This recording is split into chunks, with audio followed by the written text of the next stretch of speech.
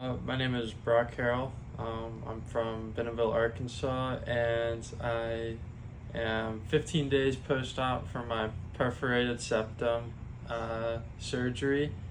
Um, my whole life, I've been really into sports and just doing really anything outside.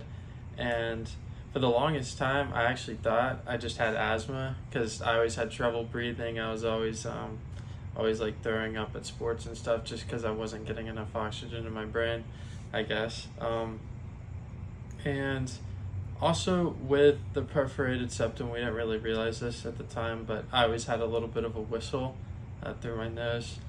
And then we went to a doctor about it, and he recommended Dr. Kridel. He was like, "That's the man you need to go to." I came down to Houston to see Dr. Kridel, and off the bat, pre-op, very involved. He was always there, ready to answer any questions we had, any concerns, as well as, countless other people that helped us throughout the journey.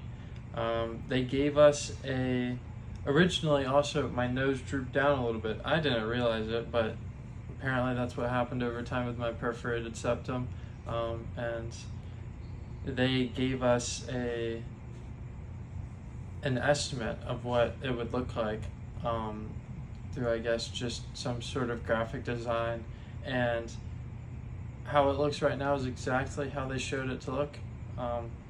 So that was an extra bonus. That was very nice because I have more air going up now. But post-op, it's a little bit rough just being off of all of the anesthesia and stuff like that.